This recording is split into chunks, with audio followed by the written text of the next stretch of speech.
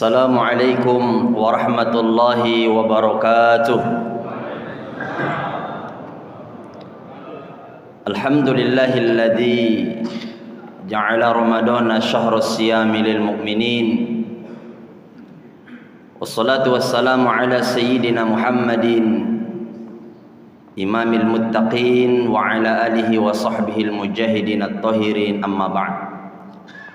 Faqala Allah Ta'ala fil Qur'anil Karim, Bismillahirrahmanirrahim, Ya ayyuhalladzina amanu taqullaha haqqa tuqatih wa la tamutunna illa wa antum muslimun. Sadaqallahul azim, hasbunallahu wa ni'mal wakil, ni'mal maula wa ni'man nasir, ghufranaka rabbana wa ilaikal masir, wa la hawla wa la quwwata illa billahil aliyul azim. Yang saya hormati pengurus Masjid Raudatus Shalihin, begitu juga yang saya hormati bapak-bapak, ibu-ibu segenap yang berhadir pada subuh ini. Mohon maaf tidak bisa saya sebutkan satu persatu. Insyaallah kita semua dimuliakan oleh Allah Subhanahu wa taala. Amin. Bersyukur kita kepada Allah, subuh ini kita dapat bertemu dan berkumpul langsung di rumah Allah ini. Begitu juga kita patut berbahagia di mana kita diberikan kekuatan zahir dan batin oleh Allah sehingga dapat melakukan kebaikan demi kebaikan, khususnya di bulan Ramadan ini. Salawat dan salam kita sampaikan kepada Nabi kita Muhammad sallallahu alaihi wasallam dengan ucapan Allahumma shalli ala sayyidina Muhammad wa ala ali sayyidina Muhammad. Ibu bapak yang saya muliakan, sepanjang Ramadan ini tentu kita sama-sama berusaha untuk meningkatkan ibadah kepada Allah Subhanahu wa taala.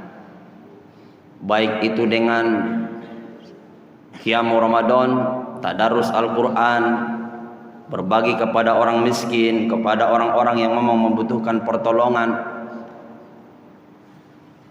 Tentu di samping itu kita juga mesti harus memperhatikan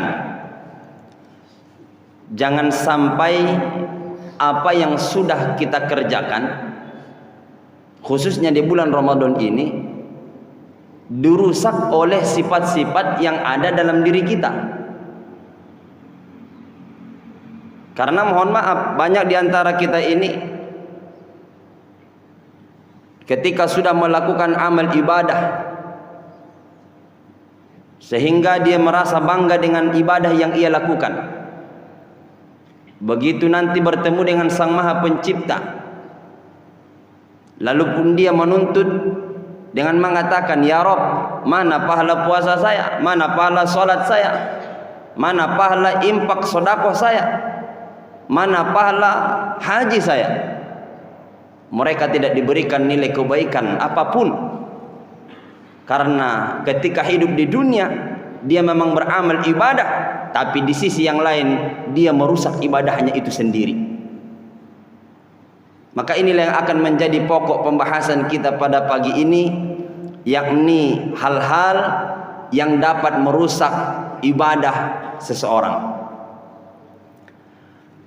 Oleh Nabi SAW pernah menjelaskan, hadis ini diterima dari seorang Al-Imam Ad-Dailami dari Adi bin Hatim. Nabi kita mengatakan, sittatu asya'in tuhbitul a'mal. Ada 6 hal yang bisa merusak amal ibadah kita dalam kehidupan ini. Mudah-mudahan jangan sampai ada salah satu saja dari ke-6 hal ini ada dalam diri kita. Pertama, ibu bapak yang kami muliakan, yang bisa merusak amal ibadah seseorang itu adalah al-ishtighal bi'uyubil khalqi, yakni seseorang yang terlalu sibuk mencari, mengorek dan membeberkan aib orang lain. Ini adalah satu penyakit yang merebak di seluruh kalangan, di mana dalam keseharian yang ada kita melihat dan menyaksikan bahwa masing-masing kita selalu sibuk dengan aib dan kekurangan orang lain, selalu menceritakan, membeberkan terhadap aib dan kekurangan orang lain. Kalau dulu yang kita tahu suka bercerita tentang orang itu adalah ibu-ibu, sekarang bapak-bapak juga nggak mau kalah. Kadang niatnya baik, datang ke masjid, sholat berjamaah. Begitu selesai sholat berjamaah, pulang. Di jalan itu jumpa sama kawan, lalu cerita. Kadang-kadang yang kita sayangkan itu yang diceritakan bukan orang lain, tapi ustadz yang barusan ceramah yang diomongin, itu yang lebih parah malah. Ibu bapak yang kami muliakan, maka jangan heran di sisi yang lain juga Nabi mengatakan, kam min shaim laisa lahu min siyamihi illal ju'i wal atas. Bahkan ketika dalam pelaksanaan ibadah puasa, banyak di antara kita ini ibu bapak, dia memang secara zahir menahan haus dan lapar. Dia memang secara kasat mata tidak makan dan minum. Tapi sebenarnya orang ini tidak mendapatkan nilai pahala apa-apa selain hanya sekedar haus dan lapar saja, kata Nabi. Kenapa demikian? Karena di sisi yang lain dia memang ibadah puasa, tapi di sisi yang lain dia selalu sibuk bercerita tentang aib dan kekurangan saudara-saudaranya. Dalam bahasa sederhananya, puasa jalan terus, ngomongin orang juga jalan terus. Ini adalah satu penyakit yang sebenarnya dari dulu sampai sekarang tidak pernah hilang-hilang, di mana masing-masing kita selalu suka berbicara tentang orang lain, menjelek-jelekkan saudara, padahal dengan tegas dan jelas Allah memberikan peringatan dalam surah Al-Humazah, yakni awal surah itu dimulai dengan kalimat wail. Kalau kita analisa dari 114 surah yang ada, itu jarang sekali dimulai dengan kalimat wail.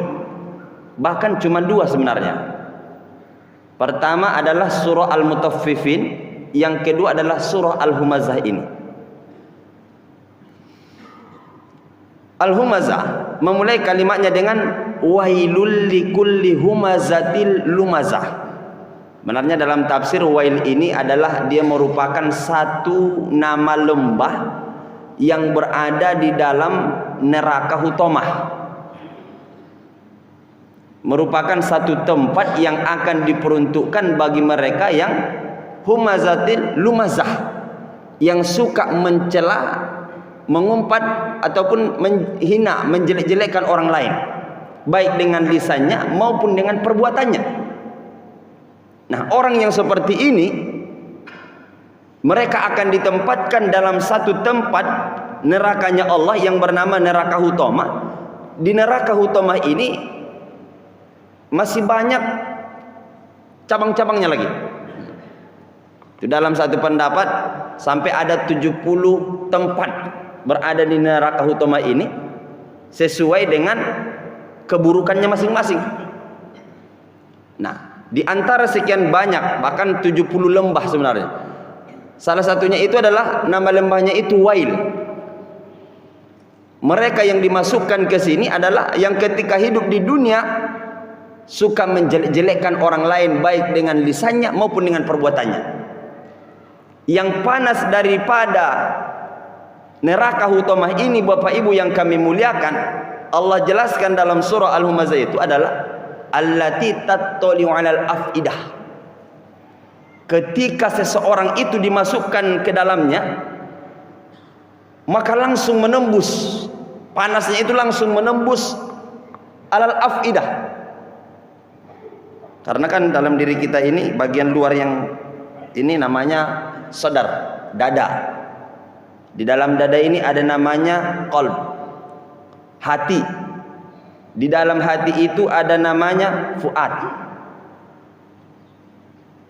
Dari fuad inilah sebenarnya keluar nilai-nilai kebaikan.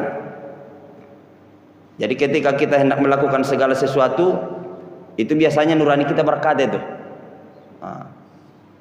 Sudah bisa memprediksi. Itu fuad, dari fuad keluarnya itu. Nah, cuman ketika dia sudah keluar, nanti sampai kepada hati, sudah langsung disertai ataupun dia menghadapi dengan nafsu. Menghadapi dengan hawa nafsu. Sehingga itu kadang-kadang berlomba-lomba, kadang seperti yang dijelaskan oleh Allah dalam surah Asy-Syams itu, fa'alhamaha fujuraha wa taqwaha. Berlomba-lomba dia. Kadang nafsu yang menang, kadang iman yang menang. Nah, ibu bapak yang kami muliakan, maka ketika seseorang dimasukkan ke dalam neraka hutamah tadi, itu langsung menembus, panasnya langsung menembus ke lubuk hatinya yang paling dalam. Buah, hancur. Begitu hancur, terbakar, lebur, dikembalikan lagi, disempurnakan lagi, diajab lagi, disempurnakan lagi, berulang-ulang sampai kita merasakan kesakitan yang sangat luar biasa. Ibu bapak yang kami muliakan, tentu ini adalah satu peringatan keras sebenarnya kepada kita, agar dalam hidup ini pandai dalam menggunakan lisan yang diberikan oleh Allah. Jangan sampai lisan kita ini selalu sibuk bercerita tentang aib dan kekurangan orang lain, sedangkan kita melupakan aib dan kekurangan diri kita sendiri. Karena mohon maaf, di antara kita ini kan ketika menilai orang lain bisa, tapi menilai dirinya sendiri dia tidak bisa. Ini yang sangat banyak kita dapatkan. Makanya ibu bapak yang kami muliakan, melalui ibadah Ramadan ini kita semua dididik agar tidak hanya sekedar menahan haus dan lapar. Kita semua diajarkan agar tidak hanya sekedar bisa menahan untuk tidak memasukkan sesuatu apapun ke dalam tenggorokan kita, tapi kita juga harus menahan secara hakikatnya. Jangan sampai kita memakan bangkai daripada saudara-saudara kita. Ibu bapak yang kami muliakan, ini hal yang pertama. Lalu hal yang kedua yang bisa merusak amal ibadah seseorang itu, kata Nabi, adalah qaswatul qalb, keras hati. Dalam arti kata merendahkan kebenaran, menolak kebaikan. Kenapa hal itu dia tolak? Karena faktor dia merasa dirinya sudah paling hebat, merasa dirinya sudah paling sempurna, sehingga orang lain itu nggak ada apa-apanya, orang lain itu kecil semua. Dalam masalah ini saya hanya ingin mengungkapkan satu kisah. Seorang makhluk yang dulunya terpuji, yang dulunya memiliki kedudukan yang sangat luar biasa. Namanya ini ibu bapak yang kami muliakan adalah Azazil. Dulunya dia tinggal di surga, bahkan salah satu yang sangat berpengaruh di antara makhluk-makhluk yang ada di surga. Azazil ini bu bapak, ilmunya sangat luas, ibadahnya sangat banyak. Makanya ketika penciptaan manusia, yang sanggup protes, yang berani protes kepada Allah hanya dia ini, Azazil. Apa kata Azazil ini kepada Allah? Ya Rabb, kenapa engkau masih menciptakan manusia? Apakah tidak cukup bagimu kami ini yang sudah wa nahnu nusabbihu bihamdika wa nuqaddisu lak, yang sudah memuja dan memujimu, yang sudah mengagung-agungkanmu? Apakah itu belum cukup? Apa kata Allah? Inni a'lamu ma la ta'lamun. Saya lebih tahu ketimbang kamu, kata Allah.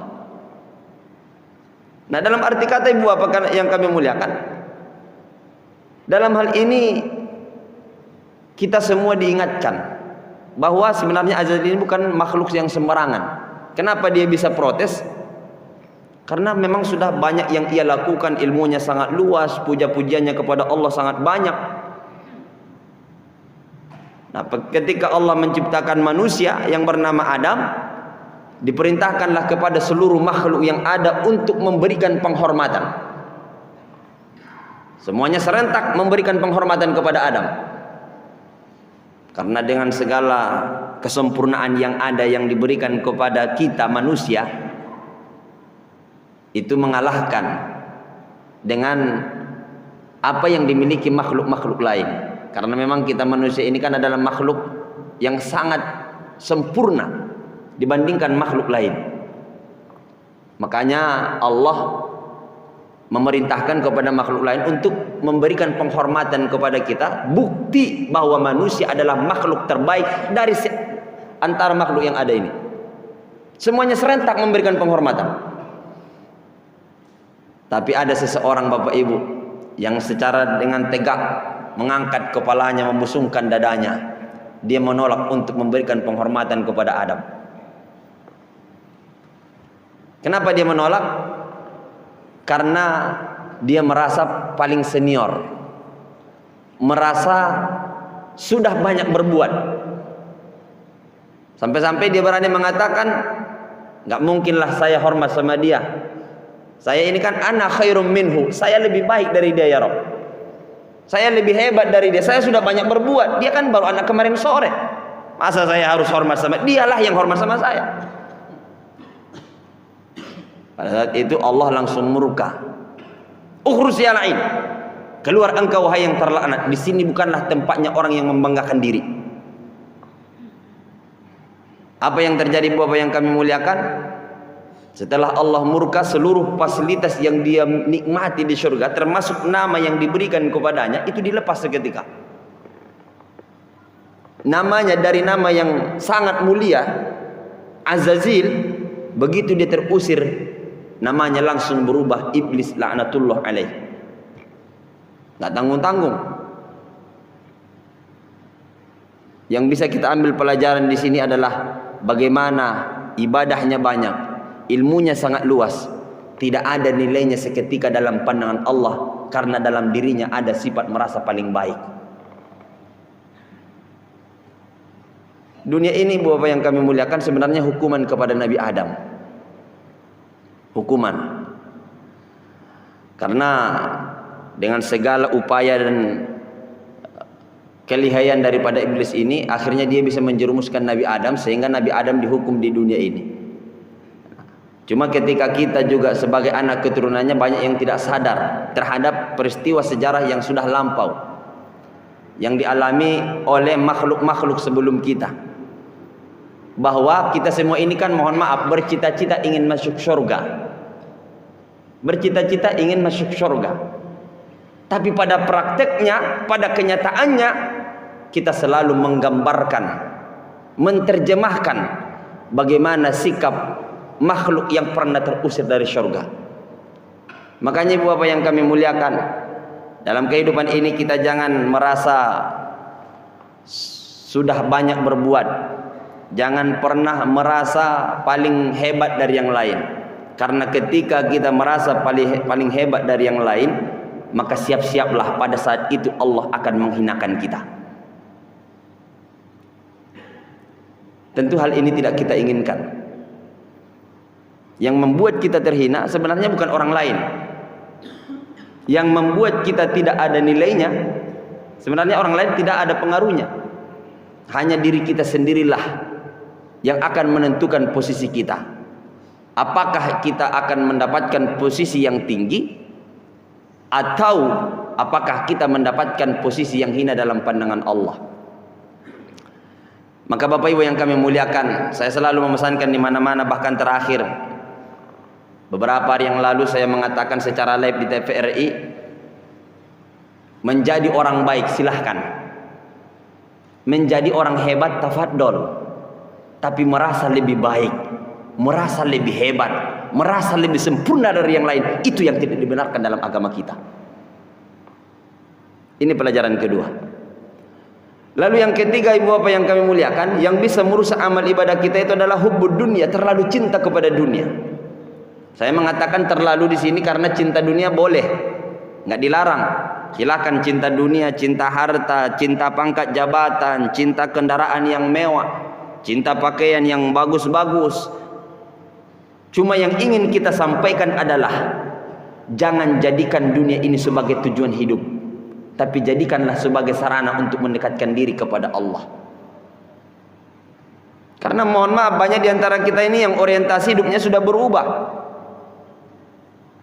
bahwa tujuan hidupnya itu bukan lagi mencari ridho dan rahmat Allah, tapi tujuan hidupnya adalah bagaimana mencari kenikmatan-kenikmatan yang bersifat sementara. Ciri orang cinta dunia itu, terlalu cinta dunia itu sebenarnya 3. Pertama, Bapak Ibu yang kami muliakan, orang yang terlalu cinta kepada dunia, dia tidak pernah ridho, tidak pernah bisa menerima terhadap yang sudah terjadi. Selalu merasa risau begitu, nggak pernah syukur dia terhadap yang sudah diberikan oleh Allah. Sehingga itulah yang membelenggu dirinya ini, kufur terhadap apa yang Allah berikan. Selalu merasa kurang, selalu buruk sangka kepada Allah. Nah, ini kan kalau sudah sampai tahap ini sudah celaka nih. Kalau kita tidak bisa menerima apa yang Allah berikan, tahapan selanjutnya itu kita akan berburuk sangka kepada Allah, suuzon kepada Allah. Kalau kita sudah suuzon kepada Allah, maka disitulah hidup kita sudah tidak ada nilainya, ibu bapak yang kami muliakan. Kita ini kan mohon maaf, kadang-kadang terlalu cepat menghakimi terhadap yang sudah terjadi. Terlalu cepat, kita ini kehilangan kesabaran. Ketika Allah berikan misalnya sesuatu, langsung sudah dihakimi. Katanya Allah nggak adil, katanya Allah nggak sayang. Dalam kitab Durratun Nasihin itu ada cerita seorang yang petani. Ini bisa kita ambil pelajaran ibu bapak. Dia ini petani yang sedang bertani menanam semangka. Ketika dia menanam semangka, semangkanya ini hampir panen. Tidak lama kemudian dia istirahat ke bawah pohon beringin. Dari bawah pohon beringin dia melihat itu tuh hasil tanamannya, dia pandang dari jauh. Lalu dalam hatinya pun berkata, kayaknya Allah itu nggak adil. Allah itu bukan arsitek ulung. Masa semangka batangnya kecil, buahnya besar. Dia bandingkan dengan pohon beringin tempat dia berteduh tadi. Pohon beringin ini batangnya besar, buahnya kecil-kecil. Allah itu nggak adil katanya. Tidak lama kemudian ibu bapak yang kami muliakan, jatuhlah sebuah beringin ini pas ke mukanya. Puak. Langsung dalam hatinya berkata, oh ternyata Allah itu adil ya, kata dia. Coba bayangkan, andaikan pohon beringin ini buahnya sebesar buah semangka, lalu jatuh menimpa muka saya, wah hancur ini. Padahal ayo kita lihat, baru beberapa menit yang lalu dia mengatakan Allah tidak adil, terlalu cepat menghakimi. Beberapa menit kemudian dia mengatakan Allah itu adil, setelah dia mengetahui hikmahnya. Begitulah kita kadang-kadang dalam hidup ini Bapak Ibu yang kami muliakan, terlalu cepat ya menghakimi terhadap keputusan Allah. Makanya kita ini kan harus bisa lebih menahan diri ketika misalnya dihadapkan satu problematika, diberikan ujian, tahan diri dulu, jangan langsung dihakimi. Ambil hikmah dan pelajaran di dalamnya. Lalu yang kedua, ciri orang yang pecinta dunia ini Bapak Ibu yang kami muliakan, selalu gelisah kepada yang belum terjadi. Kepada yang sudah terjadi tidak pernah ridho, kepada yang belum terjadi dia risau, dia gelisah. Ini nanti bagaimana, besok kalau saya umur segini sudah gimana, bagaimana. Belum terjadi dia sudah risau. Nah, ini hati-hati nih. Makanya kan dalam tasawuf sebenarnya kita itu ibu bapak yang kami muliakan, dalam tasawuf ya, nggak boleh terlalu memikirkan soal tentang bagaimana di masa yang jauh ya, melampaui hanya sebatas satu hari saja. Karena kalau kita memikir terlalu jauh, maka itulah yang akan menyebabkan kegelisahan dalam diri kita. Maka ciri orang yang ketiga Bapak Ibu yang kami muliakan, orang yang terlalu cinta kepada dunia ini adalah capek yang tidak ada hentinya. Capek hatinya, capek pikirannya, capek badannya. Kenapa demikian? Karena ketika dia melakukan segala sesuatu, dia tidak niatkan karena Allah, tapi dia niatkan untuk memuaskan hawa nafsunya, hawa nafsu keluarganya. Maka ini capek. Tapi kalau pekerjaan itu, satu usaha itu kita niatkan karena Allah, maka boleh jadi memang badan kita yang capek, tapi hati kita akan merasakan kedamaian yang indah. Maka Bapak Ibu yang kami muliakan, kita harus waspada ini. Jangan sampai kepada tahapan ini kita memiliki sifat yang terlalu cinta kepada dunia. Mencintai dunia sewajarnya dan seperlunya saja. Tapi cinta Allah harus seutuhnya, tidak ada tawaran. Saya ulangi, cinta dunia sewajarnya saja, tapi cinta Allah harus seutuhnya. Yang selanjutnya Ibu Bapak yang kami muliakan adalah qillatul haya, sedikit rasa malu. Bagaimana akhir-akhir ini kita lihat budaya malu sudah mulai hilang di seluruh kalangan, tidak hanya di kalangan para rakyat biasa, pada masyarakat umum, tapi juga di tingkat para elit, para pejabat. Budaya malu sudah hilang Bapak Ibu. Dulu yang kita tahu, pejabat itu kalau korupsi Bapak Ibu di bawah meja. Dulu korupsi di bawah meja. Sekarang meja-mejanya itu yang dikorupsi. Nah, itu kecelakaan. Budaya malu sudah hilang. Ada di tengah kesusahan masyarakat yang ada, di tengah harga bahan pokok yang begitu luar biasa kenaikannya, malah pejabat kita dengan bangga mau membeli mobil dinas yang harganya puluhan miliar. Dengan bangganya mereka masih sempat-sempatnya merumuskan tempat mereka yang super elit. Ini kan nggak ada malu ini. Di tengah rakyat yang sedang menjerit kesulitan, lapangan pekerjaan yang sulit, pengangguran yang meningkat, kemiskinan yang bertambah, tapi mereka tidak malu membuat satu kebijakan yang kebijakannya itu sebenarnya tidak berdampak kepada rakyat. Itu kalau kita pikir-pikir Bapak Ibu yang kami muliakan, apa hubungannya mobil dinas dengan kemaslahatan rakyat? Kan ada hubungan sebenarnya. Tapi itu budaya malu sudah hilang. Bahkan di tingkat kita juga masyarakat umum, bagaimana budaya malu juga sudah mulai hilang. Malu untuk tidak melakukan maksiat, malu untuk melakukan tidak melakukan sayiat, dolalat, mukhalafat, munkarat, malu tidak buka aurat. Ini sudah mulai hilang nih. Jadi Bapak yang kami muliakan, inilah yang mesti harus kita tumbuh kembangkan, di mana budaya malu seperti yang diajarkan oleh baginda Nabi. Nabi kita itu kan sifat yang selalu melekat dalam dirinya itu adalah at-tawadu, al-haya wat tawadu, sifat malu dan rendah hati. Manusia paling agung, dosa sudah diampuni, surga sudah dijamin. Sifat yang ada dalam dirinya itu rasa malu dan sikap selalu merendah dalam hidup ini. Ibu Bapak yang kami muliakan, yang selanjutnya itu ataupun yang kelima, secara singkat saja karena waktu syuruk sudah masuk, bahwa yang bisa merusak amal ibadah kita itu adalah wa zulmun la yantahi, sifat zalim yang tidak ada henti-hentinya. Zalim kepada orang, zalim kepada dirinya. Dalam arti kata zalim ini Bapak Ibu yang kami muliakan, tidak memberikan hak yang semestinya. Masing-masing kita ini kan ada haknya nih, ada haknya. Contoh misalnya di rumah kita punya radio bagus. Nah, ketika kita ingin memutar satu musik misalnya, kita putar kencang-kencang, ya kan? Itu kan biasanya kita itu nggak peduli sama orang lain atau sama tetangga. Nah, di sini kita banyak yang zalim ini. Dalam hati kita mengatakan, biarin, ini kan radio saya putar di rumah saya, yang mendengarkan saya. Iya, itu memang radio kita. Cuman kan kita dibatasi dengan hak orang lain. Di samping rumah kita itu ada tetangga yang ingin istirahat. Dia juga memiliki hak agar telinganya ini tidak mendengarkan sesuatu hal yang berisik.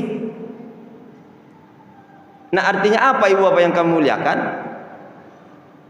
Kita memang memiliki hak, tapi perlu kita garis bawahi, orang lain juga ada haknya yang harus kita penuhi.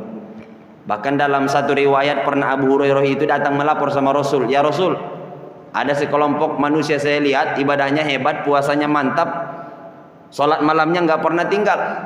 Tapi di sisi yang lain dia zalim sama tetangganya, zalim sama masyarakatnya, nggak memberikan hak-hak orang lain." Apa kata Nabi? La khairu fiha hiya min ahlin nar. Tidak ada kebaikan yang ia dapatkan dari ibadahnya itu. Justru orang ini orang jelek dalam pandangan Allah.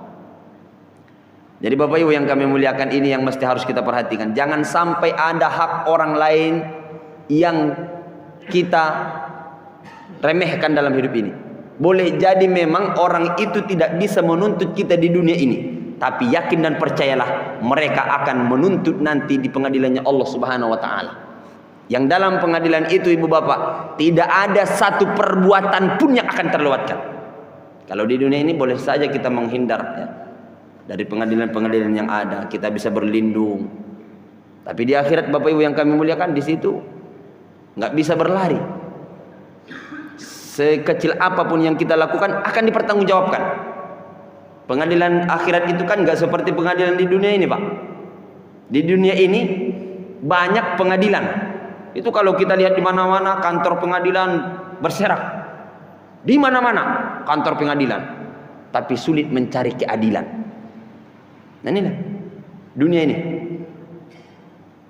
Tapi di akhirat tidak ada cerita. Tidak ada satu persoalan pun yang akan terlewatkan. Semuanya akan diadili.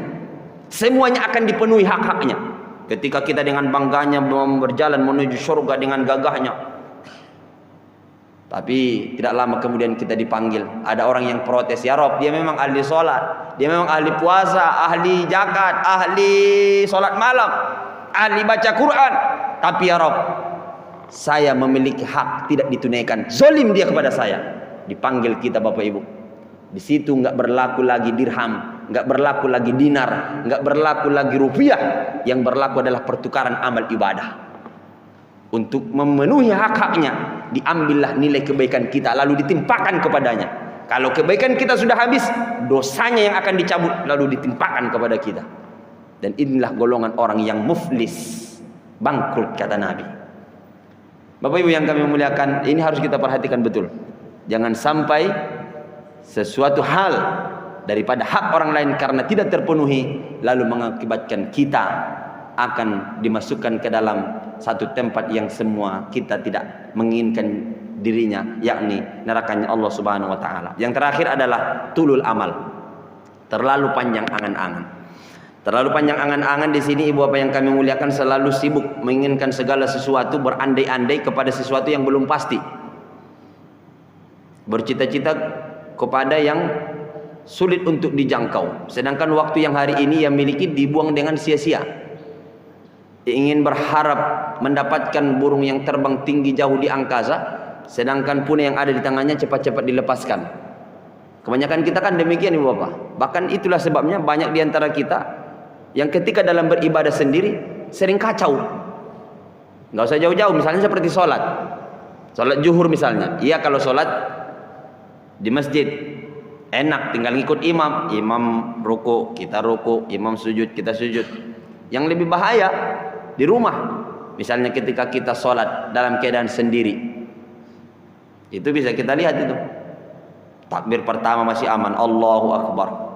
Takbir kedua, Allahu Akbar, mulai ragu-ragu dia. Masuk takbir ketiga, Allahu Akbar, bertanya-tanya dia, ini sudah berapa rakaat dia, kata dia. Kenapa? Karena itu tadi terlalu panjang angan-angan sehingga dalam sholat pun dia selalu menginginkan sesuatu yang jauh ya, yang tidak mungkin untuk dia dapatkan. Maka inilah yang mesti harus kita waspadai, apalagi dengan ya, umur kita sekarang. Mungkin ada yang sudah 70 tahun, 50 tahun, 60 tahun. Kita agak sedikitlah kurangi terhadap sesuatu keinginan yang terlalu jauh, yang rasa-rasanya mungkin sudah tidak mungkin untuk kita capai. Demi untuk kita bisa mengoptimalkan waktu yang ada ini untuk terus mendekatkan diri kepada Allah Subhanahu wa taala. Ibu bapak yang kami muliakan, mudah-mudahan dengan pengajian ini segala sifat yang jelek dalam diri kita bisa kita tinggalkan secara perlahan-lahan, agar bagaimana yang sudah kita lakukan tidak rusak dan tidak sempat ada nilainya dalam pandangan Allah. Mudah-mudahan kita istiqomah dalam kebaikan, istiqomah bersama orang-orang baik seperti orang-orang yang hadir pada pagi ini, sehingga nilai-nilai kebaikan itulah yang akan menyelamatkan kita dalam kehidupan dunia dan akhirat kelak. Terima kasih atas segala perhatian, mohon maaf atas segala kesalahan. Insyaallah kita akan bersudi lain kesempatan. Kita tutup dengan membacakan doa kafaratul majelis. Subhanakallahumma wa bihamdika asyhadu an la ilaha illa anta astaghfiruka wa atubu ilaik. Rabbana atina fid dunya hasanah wa fil akhirati hasanah wa qina adzabannar. Walhamdulillahi rabbil alamin. Wal afi minkum. Wassalamu alaikum warahmatullahi wabarakatuh.